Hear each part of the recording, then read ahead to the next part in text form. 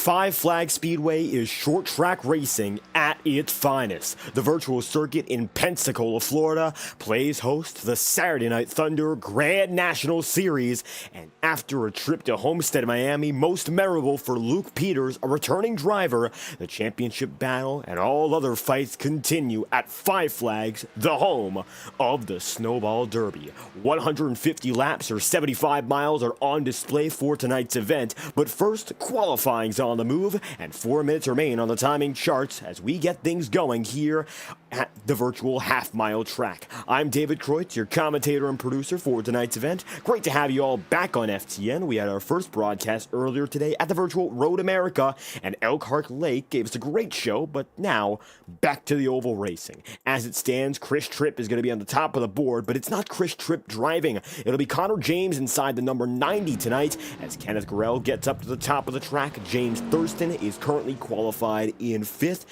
Have, as it stands, just about 14 drivers registered. I think it's gone up to 16 now, with the last of which Luke Peters, who hasn't taken a time. You'll see there, it's going to be James Thurston, the number 96, taking it through for his 4th consecutive lap. However, only 2 laps are allowed for qualifying times. Thurston has used up all of them. He'll be starting at the highest in 5th. Alec Daffin's going to be on the way right now in the Colorado Technical University number 48.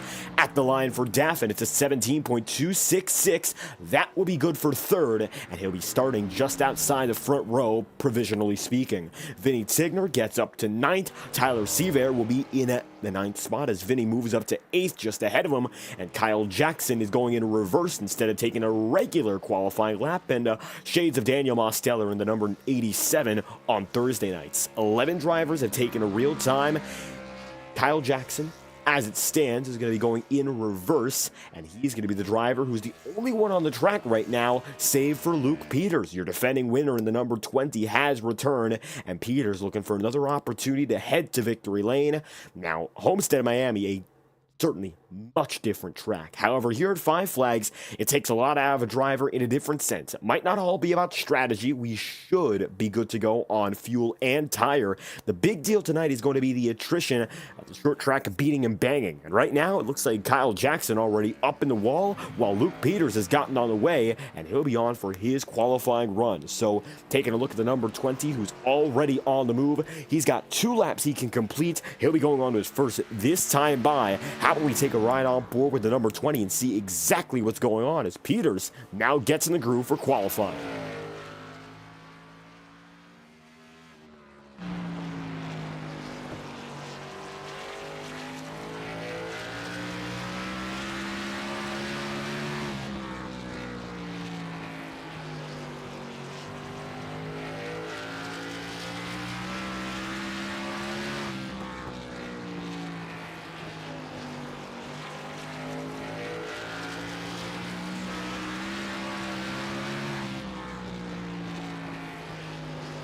And Luke Peters going to jump up to 4th on the board, 78 thousandths off of the pole, and as such, it's going to be Peters starting within the top 5. No other drivers on the track right now. James Thurston just backed it in, and as such, it's a track that's empty with a few returning drivers. Keep it in mind, Connor James is back tonight. He'll be in the number 90, and that provisional pole is his right now. Michael Cormetis will return for the first time this season. You see James Thurston, who won at Las Vegas, he's back as well, and as such, a few drivers who are going to be returning to the series, and one that's returning to the track. Carter Casey is set to come back to the action tonight as a driver, so keep that in mind. He'll be racing alongside the rest of the field as well, as it looks like qualifying has concluded for the Pensacola 150. Time to get to know your starting grid, though. We've got ourselves a who's who of drivers in the Grand National Series, so let's find out who starts where from the top down to the bottom. At the head of the field, it'll be Chris Tripp in the number 1 spot, but it's going to be Connor James piloting that number 90 tonight. Tripp, his entry, going to be at the top of the board with a 17.22. Right beside Connor James, it will be Jordan Kuntz, 40 thousandths of a second back, and your points leader starts in 2nd. Alec Daffin coming through with 2 consecutive podiums is going to be inside the top 3. He'll have a 3rd place start, 17.266, with defending winner Luke Peters in the 4th position. Henry Caloff, the number 63, is going to be set to start in 5th, and Michael Cormetis will be position number 6, the two of which separate by 14 one-thousandths of a second. It's a 17.301, and Michael Cormetis has a 17.315. It'll be Jackson Van Pelt in 7th, and James Thurston then in 8th, as Kenneth Grell, the number 57, finds himself inside of row 5. That's a 9th spot. He holds just a 10th of a second up on Vinny Tigner, who concludes the top 10. Then from there, it'll be Tyler Seaver in 11th with a 17.552. Dylan Wheeler is going to be in the 12th spot, the final driver to take a time, and a 17.825 is all that Wheeler needs to start inside the top dozen, as Carter Casey is set to begin tonight's race from the 13th spot. It'll be Kyle Jackson in 14th, and James Bowden going to be 15th position, with Tyrone Yo, the final driver of your 16-car field in tonight's event. The Pensacola 150, 16 drivers, and at the top of the board, it'll be Connor James racing for Chris Tripp. As it stands, Dylan Wheeler going to be the fastest driver in our second practice session. More drivers taking times as we speak. Wheeler, one of the many right now on the track. Tyler Seaver in the number 77, also going to be on the way. In addition, you'll see Jackson Van Pelt, Tyrone Yo, and Henry Caloff. We did see a glimpse of James Thurston and Jordan Kuntz as well. All the while, Carter Casey's also going to be on the circuit. So multiple drivers getting their reps in right now and hoping to prepare themselves for a long night here, 150 laps. Now, these aren't very quick laps. Keep that in mind. However, we're to have some trouble, it's going to be a much longer race. The cautions here, they do come frequent with bigger fields. This should be a nice field size to get a long green flag run or two in. Given the fact we only had one yellow flag at Homestead, it is sort of a good omen to bring into the next race to hopefully have even fewer. Now down low, the number 77 goes down and in. That's going to be Tyler once again on his way through, and Jackson Van Pelt is going to be 5th as it stands in timing, and finds himself at the line trying to jump up a bit. That's going to be a quicker time than previous, but not enough to take a spot away.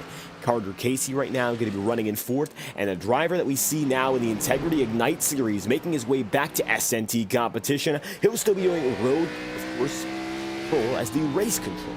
He was going to be the driver managing the admin functions tonight, and still going to be working with us on the field. A big enough field, or rather a small enough field, where a lot of the track will be seen at all times. And that's the nature of short track racing. You are everywhere all the time. And for 150 laps, that can be quite overwhelming. But Carter Casey willing to take on the challenge, as he's now going down to the inside here on Jackson Van Pelt, looking to take a spot away in this virtual battle. It's a bit of a simulation of what's next to come. And as it stands, he's looking for something, taking it down to the bottom side. Casey going to go again at the line, still can't find room, and he's going to drop in. It's still looking for a position. As it stands, you can see there Carter Casey going to be on the bottom with Van Pelt. Another battle beginning to brew here. As we look further back, James Thurston trying to get back up to them. As it stands, you also see Henry Caloff. Caloff in the black and red number 63, brand new paint scheme for him. And if we try to get a better look as he comes by, you see that website. It looks like hoopieandabraham.com with the 213 Simware word mark as well. Brand new look for Caloff. And his teammate tonight is racing with us, Michael Cormetis, for the first time this season in a slick new number 25. Coca-Cola branded and all, but it's a brand new paint scheme, and I believe his designer Brandon Beal put this one together, so we gotta give a shout out to the man who made this one. It's a Brandon Beal who worked for Michael Cormetis' paint scheme division, and he put one once again pretty nicely together. Of course, we get to double check to make sure it was Brandon, but usually that's who makes these paint schemes. The ones you've seen in IORA, SNT, and FORL previously largely have been the work of Brandon, and it looks like tonight another very nice paint scheme to bring to the track. Keep in mind, we got a few other drivers who are, of course, returning with similar looks. Jordan Kuntz, who did not get a podium finish last week. That is the lowest finish he's gotten all season long, a 4th place. Goes to show how much better he's been compared to everyone all throughout the season, and I'm sure he'd love to bring that standard back tonight. Dylan Wheeler, the fastest driver in second practice, and the 37 climbs to the top of the board with a 17.182. That's the fast time in second practice, and the Pensacola 150 is ready to hit the starting grid. Warm-up is over. Now it's time to get on to our feature events. Half-mile circuit in Florida.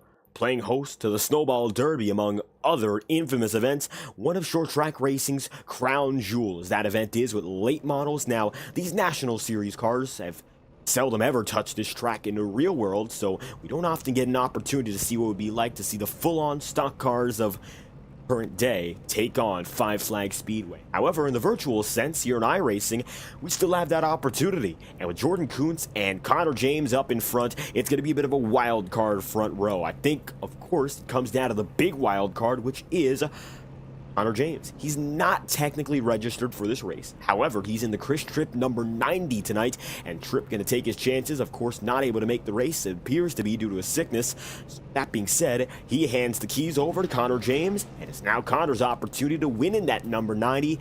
Maybe an opportunity to get that substitution style win. Starting good, he got the pole by 40 thousandths of a second, and with a half-mile track, half a tenth can do you wonders. Gets him up in the front of the field. He's ahead of Jordan Kuntz, and that's saying something, with Luke Peters and Alec Daffin right behind. The top three from last race, they're still right up there in the mix, and you see Alec Daffin, who started in third, of course, Chris Tripp, who was the man who have a great race at Homestead, not with us, and in this place is Connor James, Luke Peters, who won in Homestead, and unfortunately no Matthew Weeks tonight, who ran a silent race but got another podium as he's continued his good stretch returning to this league. It looks like everyone is on track, all 16 drivers, and with that being said, we're just about ready to get things going. The iRacing official pace car will grab a gear, and from then on out, the entirety of the field will get moving. 16 drivers, 150 laps. We should be able to go all the way on fuel, and given the fact that the track conditions are very, very mild, we should have an opportunity to go as well all the way on tire. It's going to be 73 degrees. That's the track temperature, 72 with the air temp, and winds are northbound of 2 miles an hour, so overall very mild conditions. Kuntz is backing up into Luke Peters, and it looks like they make just a bit of contact. Nothing major as they roll into each other. Kuntz goes back. Peters goes fourth. Now they all get going. Time for 2 pace laps before all is getting on its way. It's going to be Kuntz up top and Connor James right down low.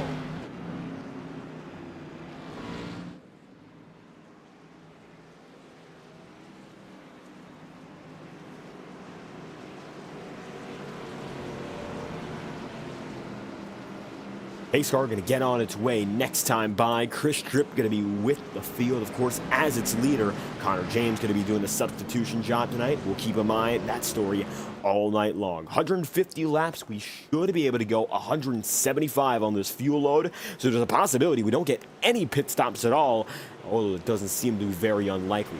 Crowd, it is packed. The virtual grandstands are filled, and all 16 drivers from top to bottom are set to take the green flag. You see Tyrone Yoch with James Bowden. You also see Kyle Jackson, Carter Casey working with one another, and the Drive Smart Chevrolet making a return to this series for the first time since the end of Season 5. Great to have him back on the circuit, and it's great to see Connor James leading the field in. iRacing official pace car drops down low, and it's time to go green from Five Flags. The green flag's out in Pensacola, and we're short track racing.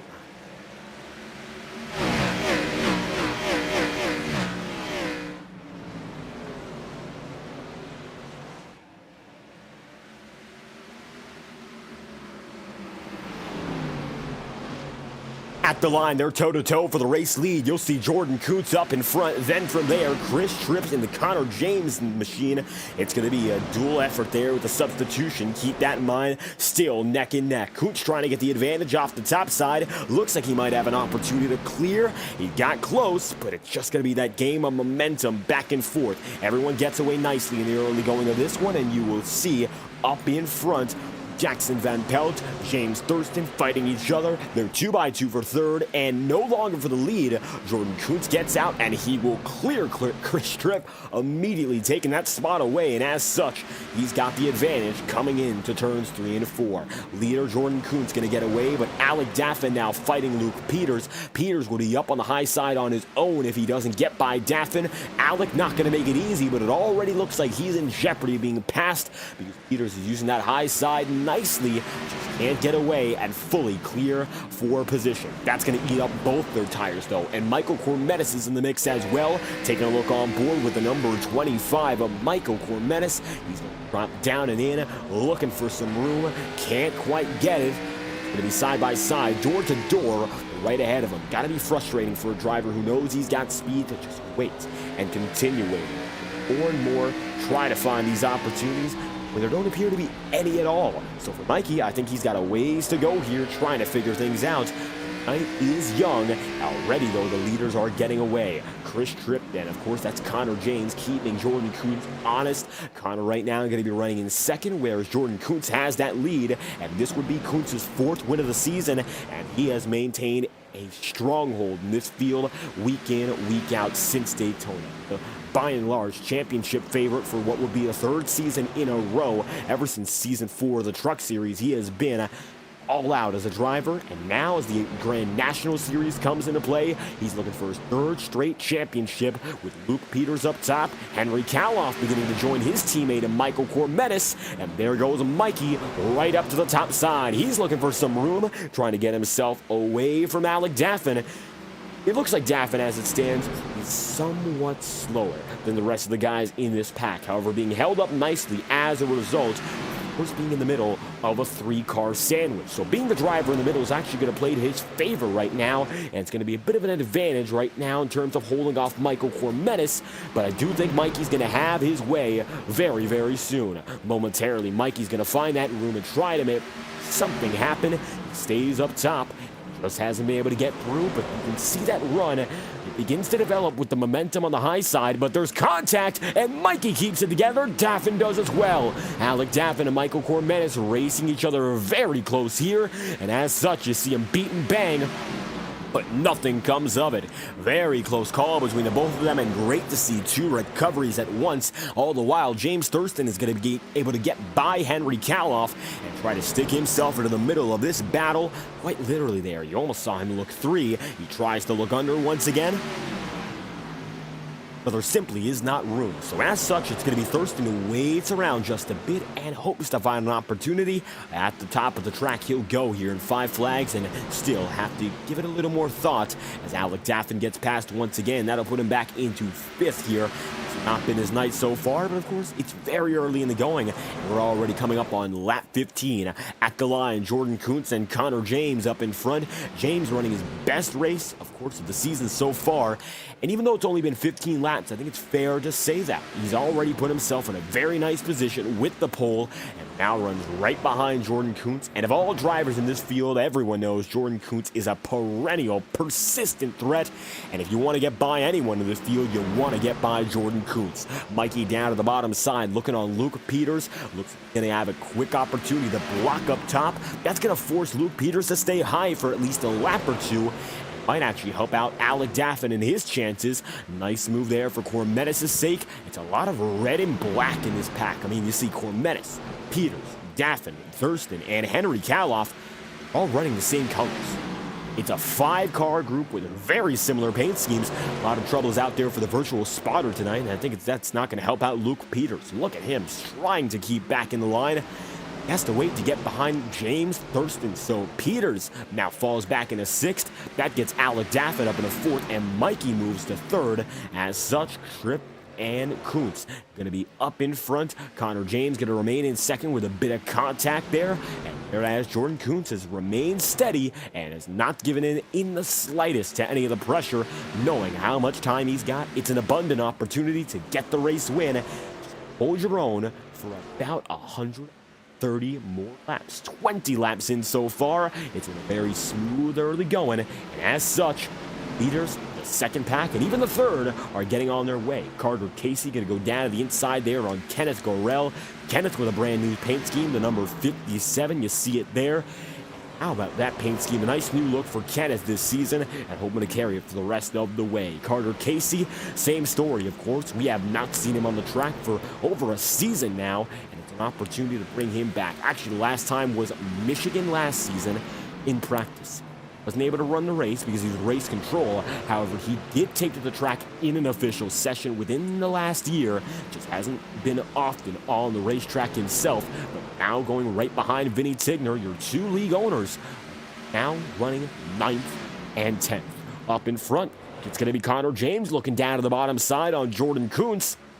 And it looks like now Connor has an opportunity to take that lead. Going down to the inside line, James is going to be on the bottom, Kuntz right up top. He'll take it low once again, and the Hardys, number 90, now going to have an easy time to slip it down under and maybe make the pass. Just can't quite have it.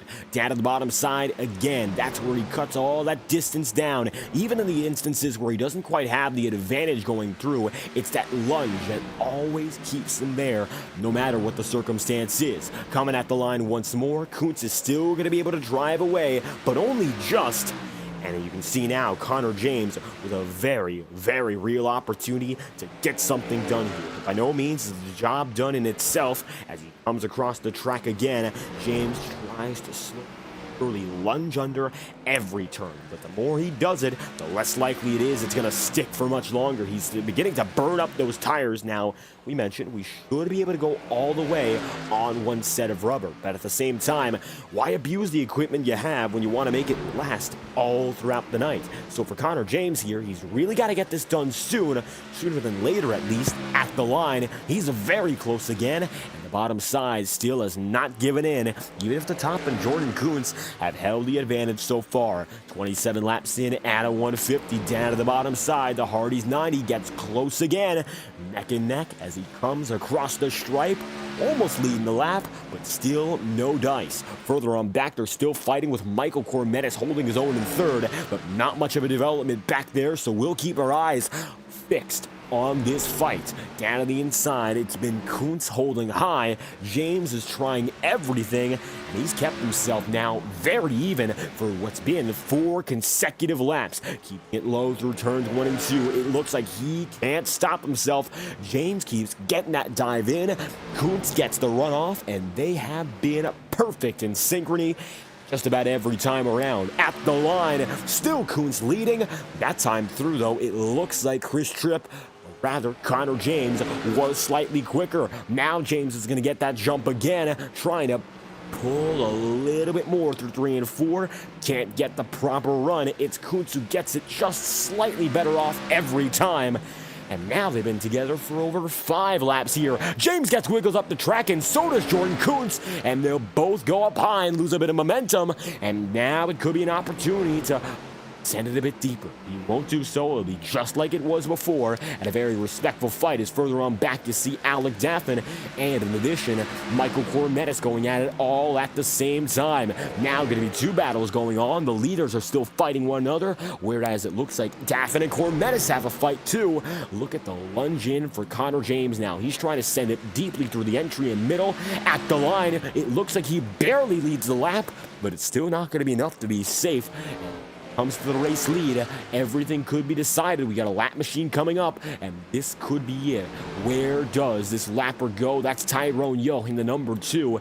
Now he's going to be up on the top of the track. Kuntz has to bobble. Just get out of the way. They're 3 wide for the lead. 1 lapper and 2 drivers up in front. Connor James going to be able to get through with a bit of contact himself. Kuntz is going to lie back about a 1,000th of a second, if anything, and they're still neck and neck, making it by a lapper. Up next is Tyler Seaver in the number 77, so it's 2 drivers they're coming up on because James Bowden is there too.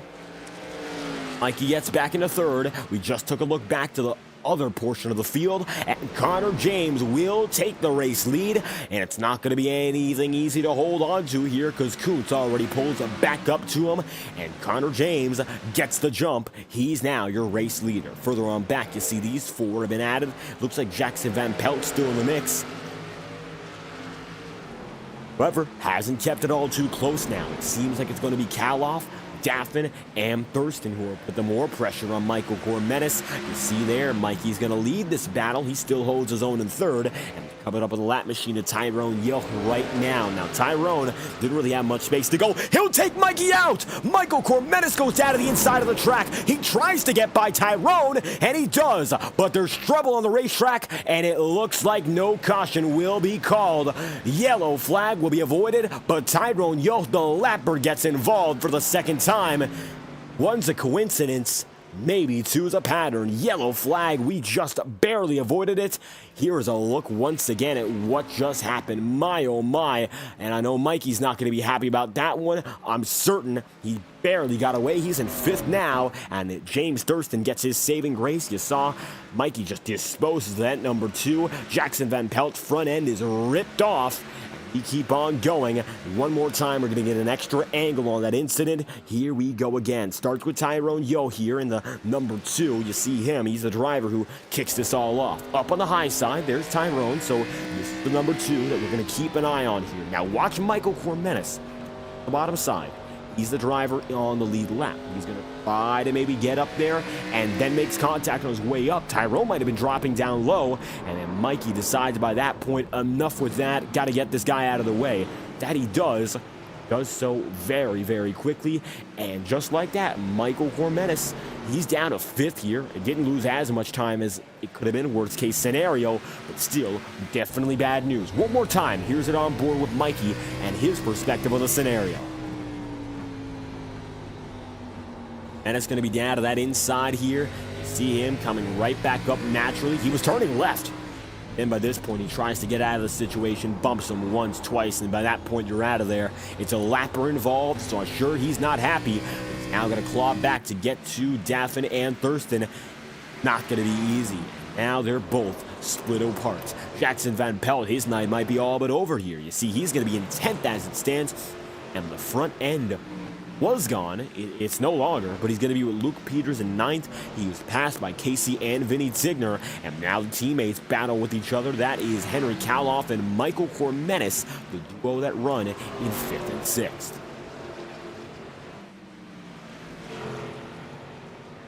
But what a change that was. Now we got lappers being split all over the place. Daffin having trouble with Bowden and Seabear there. Looks like that's James Bowden letting him by easy. Daffin has to go 3 wide middle. All of a sudden, all attention is back on this lead fight again. Jordan Kuntz right now going to be the driver trying to lay down the law and get back into the race lead. Scenario to start with there for Jordan Kuntz with the lapper of Tyrone Yoh, but all of a sudden now might be in a much better circumstance. Getting closer and closer and closer again. But Chris Tripp and that number 13 driver, usually Connor James, getting a chance to lead the way. And this Chevy Camaro, he has been the best man so far. 47 laps in out of 100. As it stands, he holds his own, carries his weight, and has kept Jordan Kuntz right behind him. How about we take a lap or two on board with race leader in Connor James?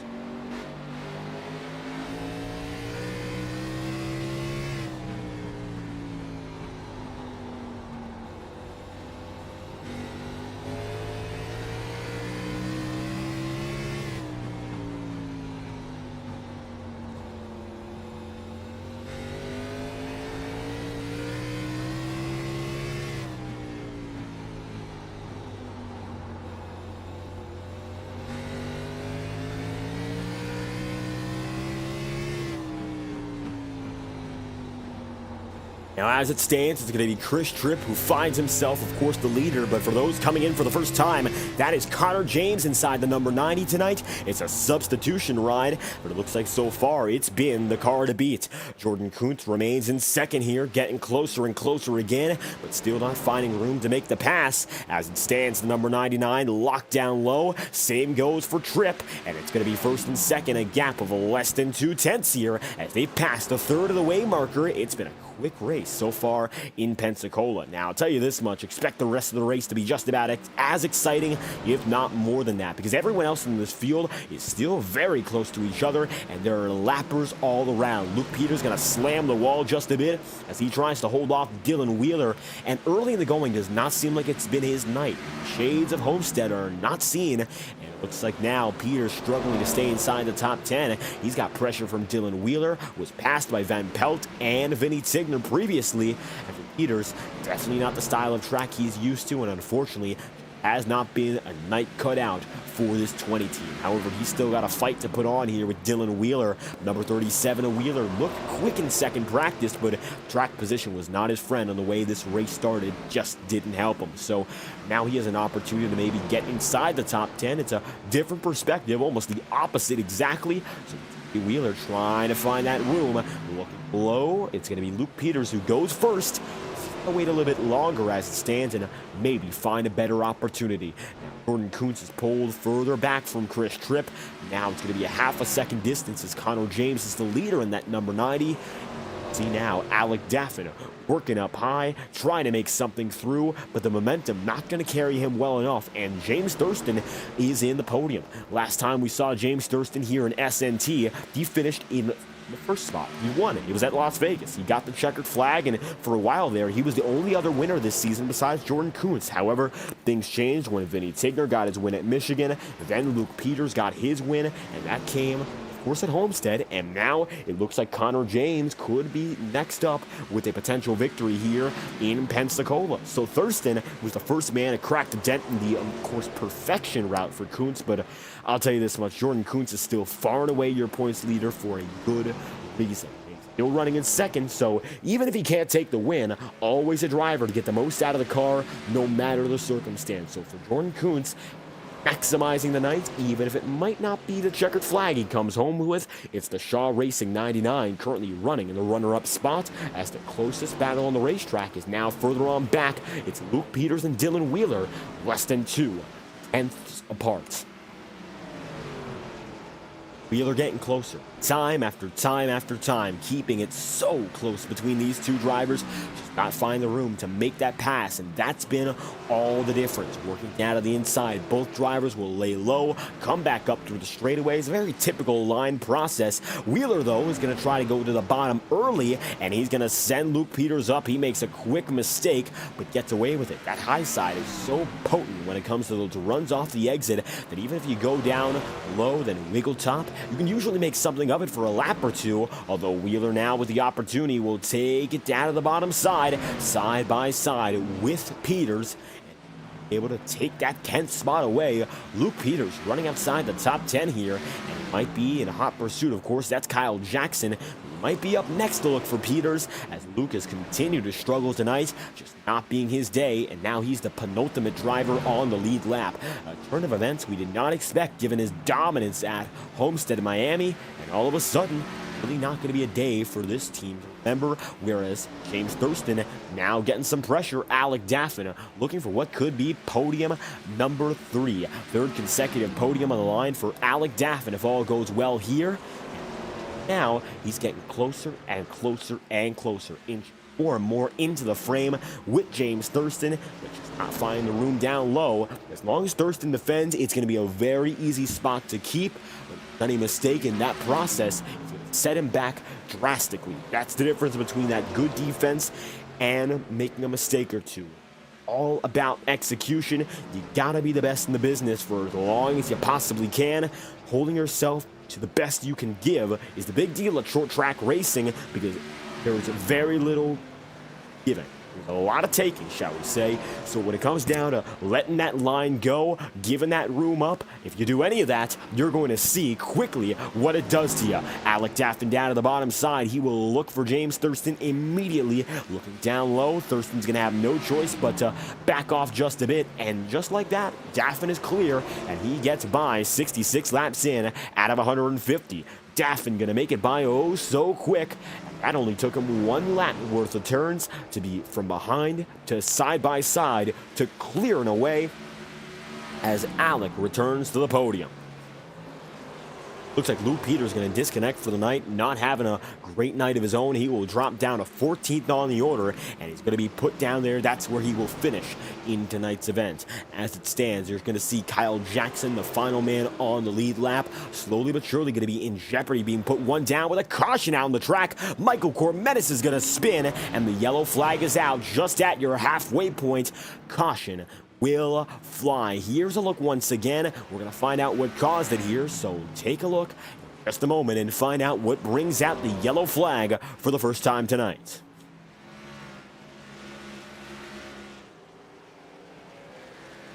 It looks like Mikey was loose, and he stayed loose all the way through the front stretch, ends up going into the wall, and nobody else was involved in that one, so it's a plain and simple spin that gives way to the caution. Yellow flag is out, 69 laps in. Connor James has nicely held on to his race lead. Cormenis was loose, no contact, and he ends up in the wall. Now pit road going to be busy with your leader Connor James and everyone on down making it in. Pit road getting active, and we'll find out who gets out of it first. Coming through this time by Connor James and company, and you can see there, James right by pit exit is the man who leaves first. It looks like he will be, by default, he's going to get it right out there ahead of Jordan Kuntz, then Alec Daffin, James Thurston immediately after, Carter Casey in 5th, Kaloff 6th, Vinny Tigner is going now in 8th, and Michael Cormenis, who drops down to 10th as he remains on pit road. Jordan Kuntz is going to be leader for now. However, it looked like Chris Tripp got by at the stripe just before everything was settled, so I think it's going to be that number 9 that gets the race lead as such. But surely wiggling back into the picture, it's going to be Kuntz and Connor James. Maybe they're going to give it to Jordan there. He might have gotten it at the second line, but it looked like it was all at number 9. That being said, Kuntz up in front. We're getting organized once again for restart.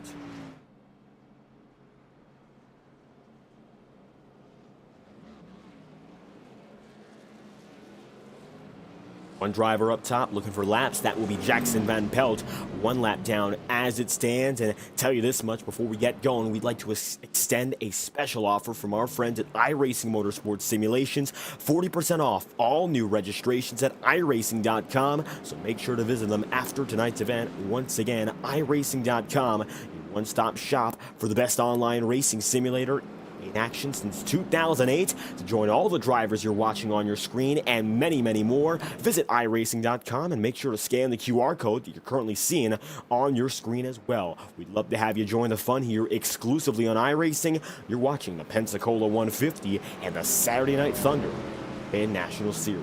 2x2 all over again. It's going to be Kuntz, Tripp, Thurston, Daffin, all up in front, 73 laps in out of 150, and the iRacing official pace car is set to drop in this time by to let the drivers get back to work.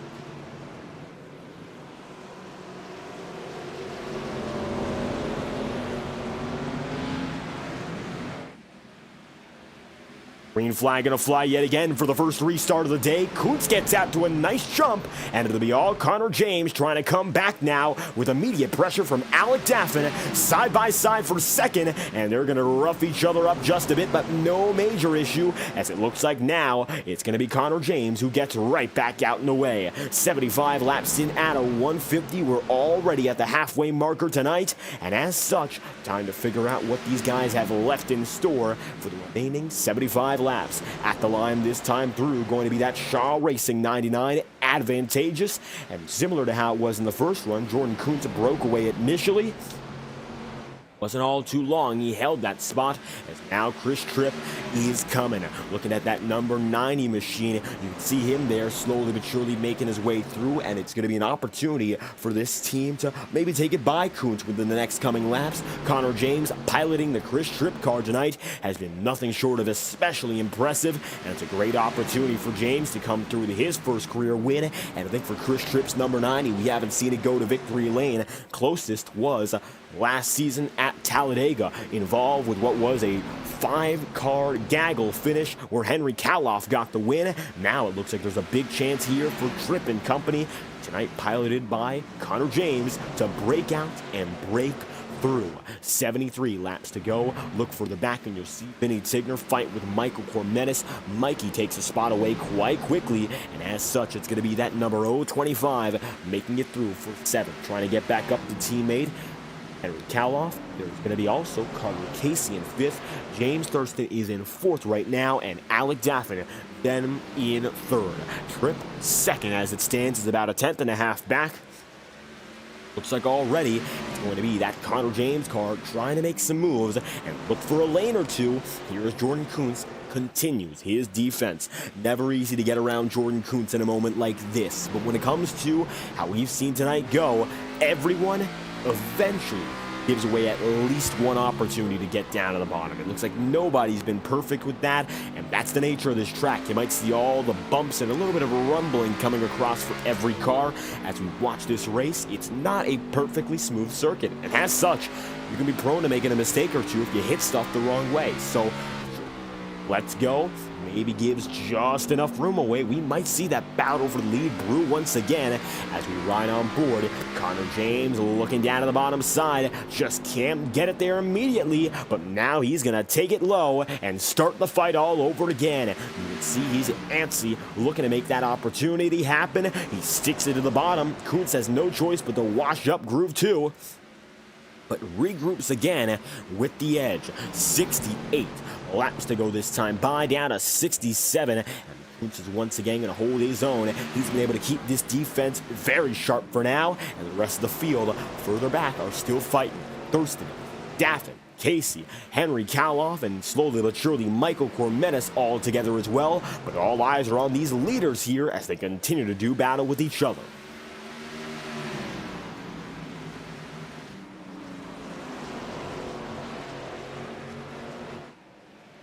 Still going to be Jordan Kuntz leading at the line, but you can see slowly but surely going down to that bottom side more and more. Connor James working it low again. He's going to back off just a bit more so. It's going to be about a 1/10.5 separating he and Jordan Kuntz, but they're still the closest two drivers in the entirety of the field. That's how it's been. Aggression since the jump, but really no contact between these drivers save for the lap machine incident previously.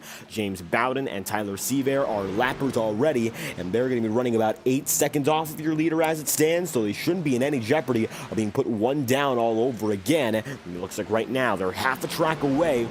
Jordan Kuntz not going to worry about lappers. The only man who may be in jeopardy of going one lap down for the rest of this night would be Kyle Jackson. With 63 laps to go, he's 5 seconds down, so he would have to lose about 5 seconds every 30 laps for him to go one down all over again. So running the math and the numbers and such, he's going to be losing at least about a 1/10 every time around if he's going to be put one lap down. We'll see whether or not that really comes into fruition. He'd have to lose about 2/10 lap to go a lap down. So nothing too crazy. I don't think the lappers were involving themselves again. Down to the bottom side, Connor James is going to take it, and he's looking for the race lead once more. James down low, looking to stick himself into the bottom side. Alec Daffin right up top no longer. It's going to be Jordan Kuntz who's keeping it up there, and up high he'll stay while James goes down low. Connor James to the bottom, keeping himself there. They're door to door for the lead with Alec Daffin looking and waiting in the wings.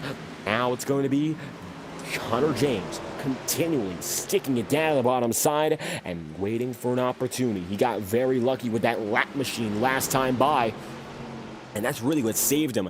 Gave him the opportunity to make the pass and hold his own. And from there on out, he took the race lead and ran with it. But as it stands, I don't quite know whether or not he can do anything more. You see now it's going to be Connor James fading back in a second again, waiting for another chance. And a chance may come sooner rather than later. That's the big question, because he's hoping to get one as soon as he did in the previous stint. Side by side, Jackson Van Pelton. It's going to be Dylan Wheeler. Wheeler goes up top.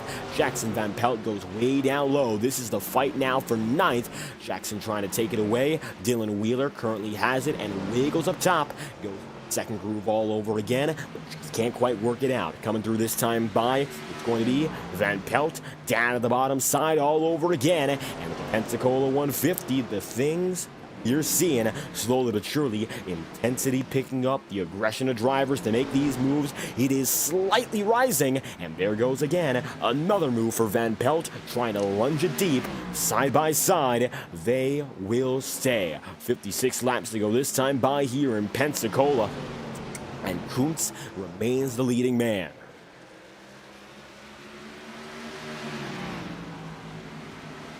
"96 laps through, 55 to go. It goes to show how quickly this race has been, given how clean it's been indeed. We've only had one caution. It was a single car spin of Michael Cormenis, and right now Mikey runs in 7th after recovering from that incident, so his race is not even done as a result of the caution. 3 retirees, and Luke Peters is in 14th, Tyrone Yo is in 15th, and it is Kenneth Garrell then the 16th spot.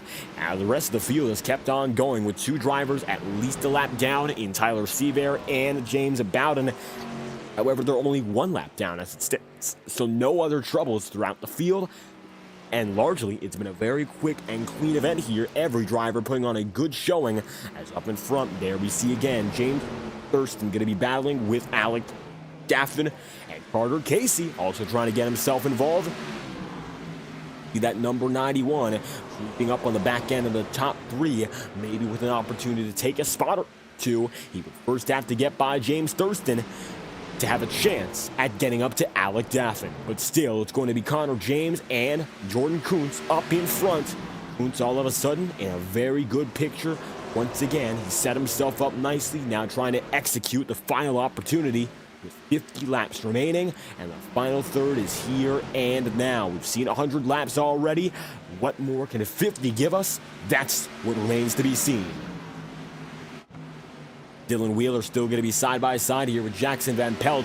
Jackson previously got the position, and now it's going to be Dylan Wheeler's doing. Down to the bottom side, the 37 goes all over again. Van Pelt is going to get the run off, and he's still going to keep himself advantageous through the corner. Time after time, these drivers continue to fight each other, but it looks like once more, really nothing that can be done, and Wheeler will sit back, try to keep himself going. 49 laps to go, and it's going to be Wheeler who puts himself back into a 10th spot. Take a look on board right now with Alec Daffin and figure out what it's like to be now in the heat of the lead battle.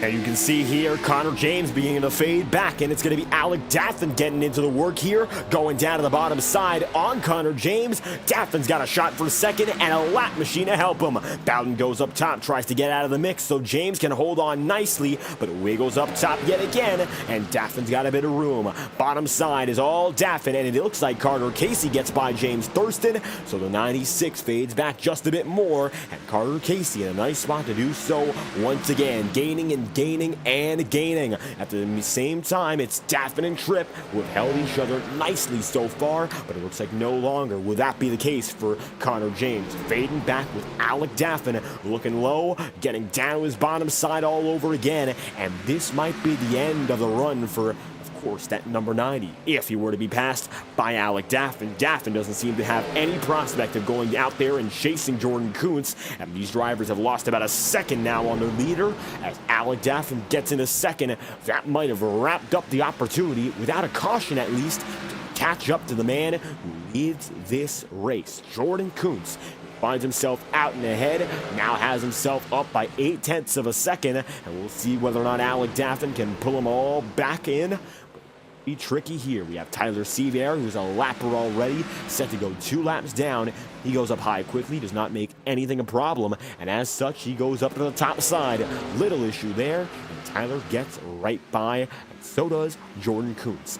Now Daffin and Tripp, they're going to go down to the bottom side. You see the 77 remains up top, no big deal here, and no contact. So it's going to be no trouble with the leaders and lappers right now. See Henry Cowloff and Michael Cormenis. It looks like Bowden and Cormenis get into it, so it will be Mikey battling a lapper again, and he's not going to be happy about that one. Cormenis now passed by Vinny Tigner down to the inside line. Vinny Tigner will take it, and Cormenis trying to hang on here, trying to get up to the top of the track, goes all the way high, and Vinny stays down low. Side by side yet again. This time, Mikey no longer fighting the lapper. He's got a lead lap driver right next to him, and this is for position. For 7th, down to the inside, Tigner's got it. They beat and bang. Cormetis stays in the throttle, and Tigner loses the spot once more. So Vinny Tigner sends himself back into 8th. Michael Cormetis going to be in 7th there, and I think he saved himself by sending himself back as he looks for another route down below. Still going to try to make that room and get by Cormetis, but it's not going to be easy. Remains to be seen what he can do here with 37 laps to go, and with time slowly running out. Jackson Van Pelt is also in the mix. Van Pelt with damage early that really set his race back, but he's still fighting, even though the front end is severely damaged, and he might be compromised when it comes to his engine. He's still up there with the leaders as it stands and trying to give him a good fight.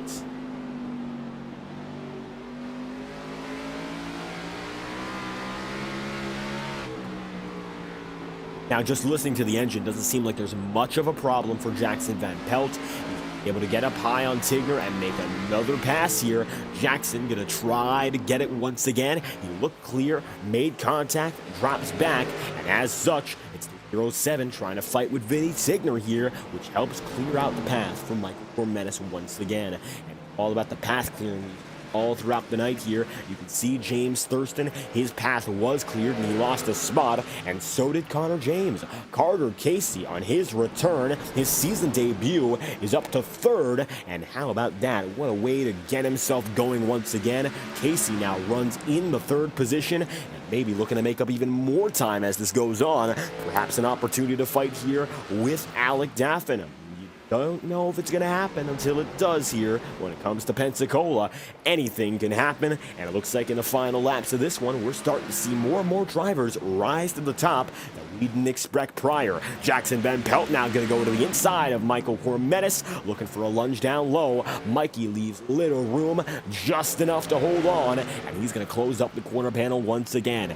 Van Pelt stays up top. He's going to wait once again for a lap or two, then get himself rolling. Looking for those opportunities, and they are slim to none. We've seen Michael Cormetis a bit more of an aggressive blocker than most other drivers. He was, of course, involved in our only caution tonight, but was the only driver who was involved in it, so he didn't cause any other trouble for other drivers then. We've seen him.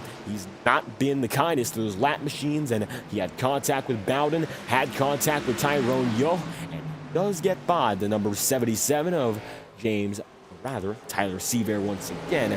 Bowden far out of the picture. Tyler just gets by, and now it's going to be Jackson Van Pelt looking for an opportunity. Goes up to the 2nd groove. It's going to be Cormetis who blocks again, and defense has been on point for now. Jackson really finding no rhythm here, and his opportunities have been minimal.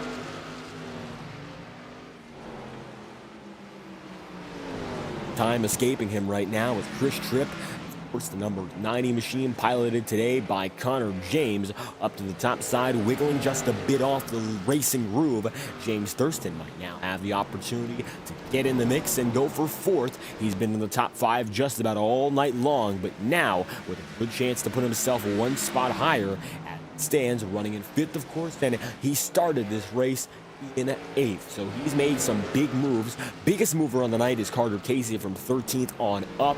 Of course, it was Gordon Kuntz who started in 2nd, Alec Daffin who started in 3rd. They're running one spot higher than their qualifying spots with only 26 laps to go. In the dying stages of this race, it seems like 2 drivers have gotten away. Daffin, and to a lesser extent, Jordan Kuntz is going to be, of course, there out in front. Daffin just now got away, and they'll be 3 wide nearly with Cormetis, Tigner, and Jackson Van Pelt. Jackson going to be able to use that high side to get a runoff of Michael Cormetis. At the line, Mikey's going to be not the man in charge anymore. It's going to be Van Pelt who had the edge. Goes up top, up to the high side. Jackson gets the spot, will clear Cormetis, and he'll take it away, moving him up into 7th. Now to chase down Henry Kaloff, who holds his own there in 6th. James Thurston runs 5th as it stands with 24 laps to go. He's slowly but surely reeling Connor James in, but hasn't been able to make that opportunity stick in Hardy's number 90. Up top, slowly but surely been losing time for this crew, and although Connor James had a fantastic first stint, it looks like the rhythm really lost there. Not an opportunity to get by Jordan Kuntz, and that's what changed the entire complexion of this race. As such, he runs the runner-up position.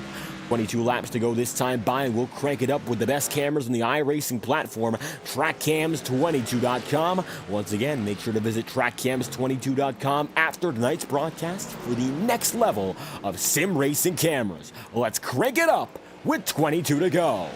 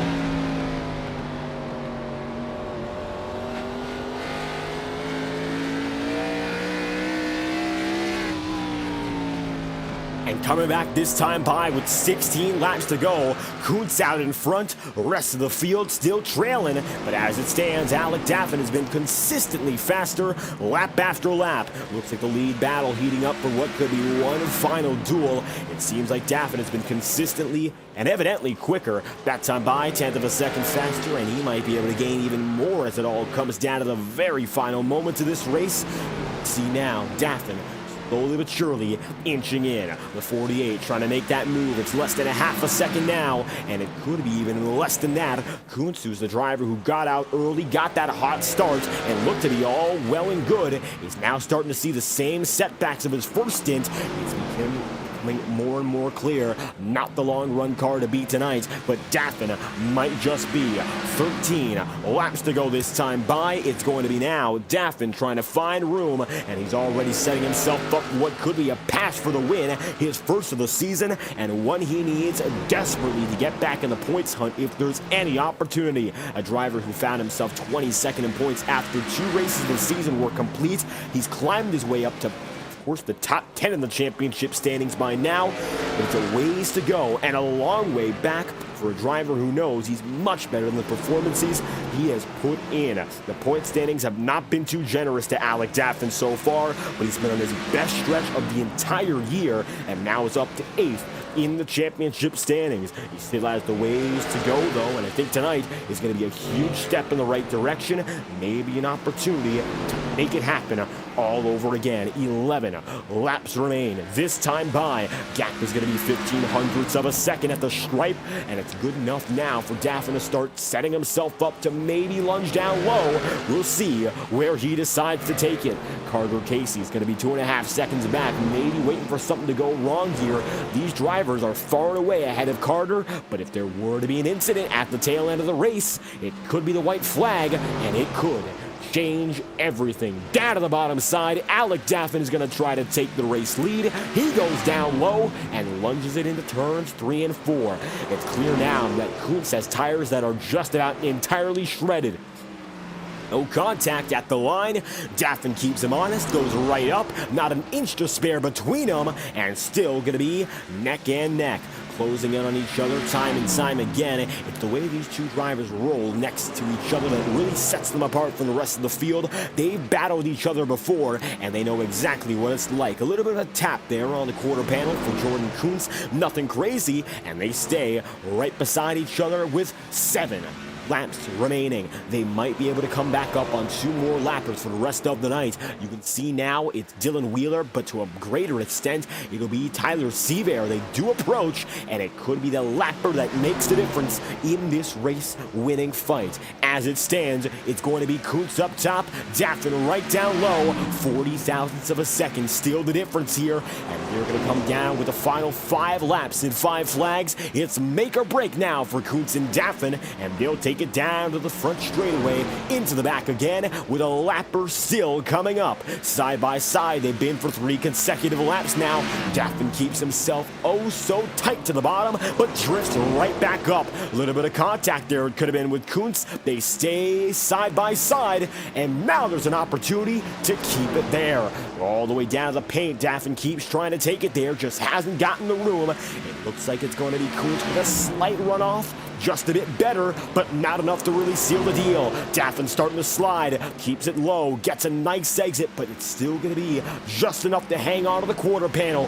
3 laps remain. Tyler Seaver right ahead. He's got the leaders coming up on him. Will this lapper make a difference, and who would he benefit? That's a big question now with only a mile of racing to go. Daffin stays bottom. Kuntz stays right up high at the line. 2 laps remain. It's going to be Daffin still lying down to the low side. Kuntz up top, and they're going to remain down the backstretch, still all but dead even. Tyler Seaver gets right away, lets Kuntz go by, lets Daffin go by proxy. 1 lap to go. White flags out here in 5 flags with Daffin down at the bottom and Kuntz still up top. Little bit of contact and door-to-door rubbing. Daffin's got to stay right behind if he has any chance to shoot it deep, and that he will. Daffin goes low. Kuntz gets run up high, but it looks like it's just enough on exit to maintain the lead. Jordan Kuntz wins in Pensacola. Daffin gives it all he has and comes just 2 tenths short. What a finish, and what a race that was. Kuntz collects his 4th victory of the season. Daffin, his 3rd consecutive podium. Jordan Kuntz with the win. And how about that? Shades of Richmond last year, where Alec Daffin came so close once more. But tonight, Kuntz gets it done all over again. The 99 is back in victory lane, a 2-race hiatus for him, but he's returned to the points. He gets the checkered flag in the Five Flags Speedway.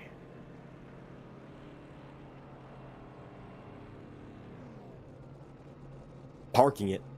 Start-finish line, Jordan Kuntz collects the victory just over Alec Daffin by 2 tenths of a second, and Carter Casey on his return race comes home in 3rd. Stay tuned for our top 3 interviews coming up momentarily, as it's going to be Connor James in 4th, Henry Kaloff 5th, and James Thurston 6th, with Jackson Van Pelt then 7th, 8th Vinny Tigner, and 9th Dylan Wheeler. Kyle Jackson rounds out the top 10, and 11th spot will then be Tyler Seaver, with James Bowden 12th, Michael Cormetis 13th, Luke Peters 14th, and Tyrone Yo in 15th.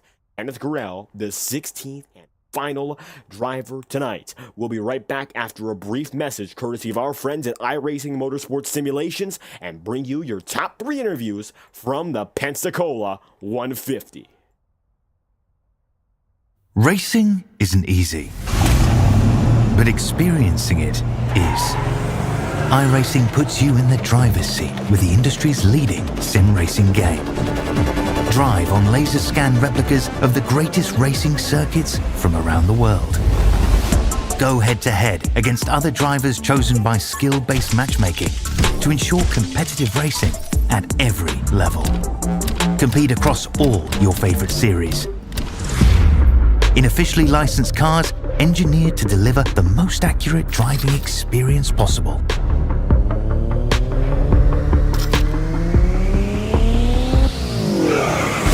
Join a race or host your own with players from across the globe. Race against the computer or in a league with friends. Feel the thrill behind the wheel.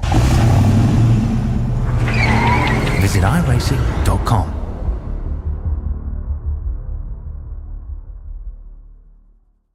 What a race it was in 5 flags tonight. Checkered flag flies, and you're watching the battle all over again in slow motion.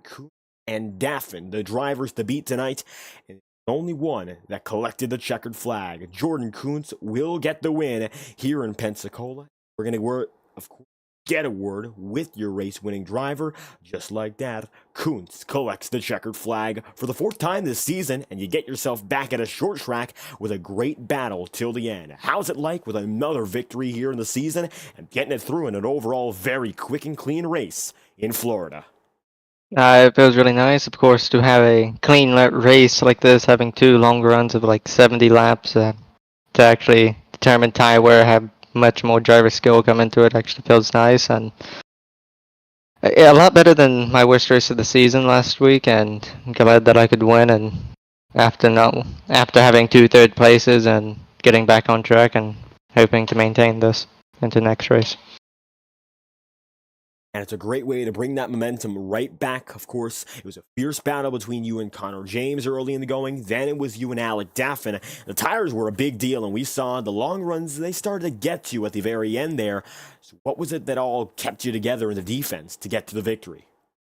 So my first battle with Chris Tripp, it was just like he had I get the lead early on, of course, and I found out that he was pushing a lot harder than me. I did a long run in practice, determined that it could get a bit loose, and so I definitely didn't manage well in both runs, but the first one was the worst out of the 2, and learned a lot battling Chris, learning that the outside was really powerful. I could hold off the people on the inside there, and I think that's ultimately what killed my first stint and sent me my lap time stumbling down. And in the second stint, just managing, trying to maintain the lead and maintain the position where I could be on the outside, hold the car on the inside down, and keep them there, not let them get to the outside of me, because the outside was so powerful for maintaining position. The outside line, keeping yourself up there, building that momentum, and that was all the difference in a fierce battle yet again. Now, I'll tell you this much, here in Five Flags, we get things going once again. And next up, though, is going to be Charlotte. So we turn to a more typical intermediate track. What's it going to take to keep the momentum going and go for what could be the drive for 5? I think it just don't make any mistakes and execute on pit road, of course. Executing on pit road what got me the lead for the second stint, really set it off to a good note, and just executing, not making any major mistakes that would derail the night, and of course, hopefully it is my home track, so I hope I can get it done there and hope to fall off a home victory. Hoping to win at home, Jordan Kuntz gets the winning back in affair here in Florida with a checkered flag in the Five Flags Speedway. Is there anyone else you'd like to shout out after this race? Yeah, I'd like to shout out everyone in this race who made this type of racing possible, of course. Bristol went a different way, and all the people who showed up tonight clearly raced better than Bristol. Only 1 caution, really clean runs, and it's amazing to actually have a short track race that has long runs. So shout out to everyone in this race who made it possible. There we have it. Kuntz comes through, collects the checkered flag, and gets it done here in Five Flags. Thank you for your time. Thank you. That being said, waiting on Alec Daffin. We're trying to get him in right now as he is your second place finisher. We're going to get him in the rating room as he gets another podium finish. It is his 3rd consecutive on the season and his best finish of the campaign. He, of course, came through with the podium last week at Homestead. Same thing for Michigan. And as it stands, he looks to go for his 4th consecutive at Charlotte if he were to keep the streak rolling. Now, Daffin's unfortunately not with us right now. We'll give him just a minute and get him in. He was lost by 222 thousandths of a second. And you can see how close these 2 drivers were. We backed up the footage about 2.5 minutes before the checkered flag fell, and they were still like this. Daffin made one hell of a charge, I'll tell you that much, and now he's available for comment. Alec Daffin, it didn't look like with 20 laps to go you had any chance of getting in for this victory. You came through, you clawed up, and you made it a close fight till the very end. How about this race? 2nd place, and it continues a podium streak that's helped you out so much instrumentally in this championship race. I mean, on paper it's good, but when you're the fastest car, I mean, it hurts, man. Like if that race would have been green all the way, I would have passed all those guys in 1. And I mean, Jordan did a good job holding me off. I mean, that high line was dominant all race. It was hard to pass people, but I don't know. I mean, when you're the fastest car and you don't get it done, it sucks. So saw how you really came alive on that second run, as you mentioned. You were able to break away from Carter Casey and company, pull through and make it such a close battle. Was there anything different about that second run that really helped you do that? I mean, it was a couple laps longer than the first. I mean, like I said, like I feel like I could have caught those guys if it went green 150 laps, but I had a couple more laps there. And also, another thing about, I think the main thing is like at the start of the race, like for third on back, we were all on top of each other, battling each other, and Kuntz and Tripp were able to get away. And I was starting to run them down in the long run, me and Thurston were, but it was just too much ground to be able to make up. And thankfully, didn't really have to do it. We were able to get clear for third right on the restart there, and then battled Tripp for a couple laps, but got around him and then pulled away from him and Carter Case and all those guys. And then I started running the middle about 20 laps to go. And when I did that, I started, because before that, I was about stabilized about second gap to Kuntz. And then once I started doing that, I started catching him about at least a tenth a lap. And I was right on his bumper by the time we got to 10 to go. So kind of wish I started doing it a little sooner. I don't know if it made a different result if he did, but I don't know. I mean, we got there and we had a shot at it. Didn't get it done, but sure it put on a good show for the broadcast at least. So I got that out of it. For some big TV time there at the very end and keeping a good run of podiums going. What's up next for this team, though, is going to be Charlotte. So an opportunity to win in America's home for racing. How are you feeling about the 48 as we head back to North Carolina? I won't be that Charlotte. I'm going to the NASCAR Phoenix race in real life, so I won't be there, but I'll be there for Iowa and Talladega. We ran well at Iowa back in the Clash, so if we can replicate that and not get absolutely screwed at Talladega, I think we'll be in the playoffs, hopefully. If not, then I guess that's life. But try to run well last two races after Charlotte, so we'll see. Just like that, Alec Daffin pulling through with a second place finish. Anyone else you'd like to shout out after this race? Thanks to you for the broadcast as always. Thanks to Carter and Vinny for putting on the league. I think Colorado Technical University and Sonic Graphic Design for being on the car. Chevrolet. Twitch viewers at Alec Daffin 48. And yeah, I think that's it. There we have it. Alec Daffin, second place finish in the day as he heads to Pensacola with runner-up now in hand. Thank you for your time. Thanks. Daffin on the move. One more driver to speak to, and that's going to be Carter Casey, a driver we haven't seen hit the track in more than a season when it comes to getting a race in, but tonight, 13th to 3rd, the biggest mover by such a wide margin, and it is success at the end of it all for a return race here in Five Flags. Yeah, that was a really good race. To only have one caution at Five Flags was pretty good accomplishment there, and it's funny how it dropped right in the middle of the race, so we kind of split it up into two segments, if you will. There, good long run pace, just trying to be patient, and Jordan and Alec had a heck of a battle up there in front of me. So hoping I could try and get up there, but just too big a gap, too little tires on the back end there. So P3 is not too shabby though. And a podium, of course, a big deal to return to here, coming back to the racing. How was it as you clawed through the field with only one caution in the middle to really break up the fight up? Yeah, I was kind of wishing I had like a app on my phone to turn the AC down in the house. I was sweating pretty hard there on those long runs, and you just kind of could see people losing their tires, especially entry of 3 and exit of 4. There was just a way to kind of wait to get on the throttle a little bit. People would throttle up a little bit before the restart zone that's in 3 and 4, and I'd wait until I got there and just wait till the car is pointed straight, and that'd help your launch off. So some good battles there.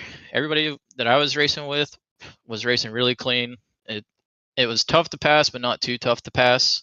So that made it fun. It was a challenge the entire time, and I didn't think I'd get up to P3, to be honest with you, but just kind of kept the tires under me as best I could. I felt like I burned them off a little too hard on the second run, but the first run, we were one of the faster cars on track. I think we got up to P5 there, so that was fun. Putting some very solid performances in, of course, with the 2 stints we had. One great race to bring you back, and we're hearing you have a few more opportunities to race for the rest of this season. So what's it going to take to maybe bring it back next up at Charlotte and keep the good runs going? Yeah, just turn practice laps, and I've been running a lot of Xfinity cars recently, so that doesn't hurt the cause, and just be patient with it. And we'll see how Charlotte goes. I don't think I've ever raced Charlotte with Xfinity, so just like tonight for some of these guys, they hadn't run a lot of Five Flags Speedway. I haven't run a lot of Charlotte, so it'll be a learning experience, but put in the time and see what we got. Course, learning experience to get back on the circuit here, pulling through with the podium. Carter Casey, if there's anyone else you'd like to shout out, the floor is yours. Yeah, I got to start by shouting you out, man. You've been rock solid the whole time. You've been broadcasting our league, and you do a lot more than just broadcast, and I don't think people really know that. So the extra work that you put in to put on a fantastic show for people week in and week out, that doesn't go unnoticed. So big shout out to you, man. You do a heck of a job. Shout out to Vinny for helping me, admin. I feel like we got a good balance of communication, a really good balance, to be honest with you. It's kind of scary. I go to mention something, he's already thinking it. So we're kind of thinking on the same wavelength a lot of the time, and that makes this process a whole lot easier.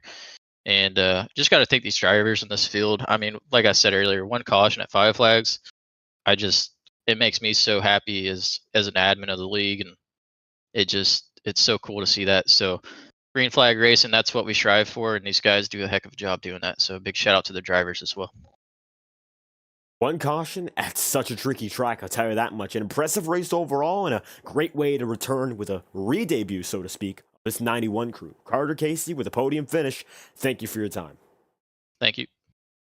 Carter Casey on the move. That is the end of our podium ceremony for tonight's event. How about that? Separate by 3 seconds, the top three is Carter Casey in third, Alec Daffin in second, and Jordan Kuntz at the line pulls it together and will collect the checkered flag for the 4th time this season. It's Kuntz on top of the order. Tell you this much, it's a great way to end a fantastic night of racing here on FTN. From start to finish, we thank you for your support of both the Velocity Online Racing League and Saturday Night Thunder, as 2 great races were brought to you, and of course, we're leaving now the virtual Five Flags Speedway. Next up, we'll be at Charlotte Motor Speedway to keep the championship hunt alive, so we hope to see you there. Yet again, you've been watching the Pensacola 150, hosted at the virtual Five Flags Speedway, an exclusive presentation of the Saturday Night Thunder Grand National Series here on FTN. If you enjoyed tonight's coverage, be sure to leave a like and subscribe. We of course greatly appreciated all of your support, and I've been David Kreutz, commentator and producer of tonight's race. We hope you stick around for the next one Monday night with the Integrity Ignite series at the Circuit of the Americas. We'd love to have you there, so if you enjoyed this one, be sure to leave a like on the stream and subscribe once more. Your support is instrumental to our success. Thank you all for watching tonight's coverage, and we hope to see you whenever we're live again on FTN.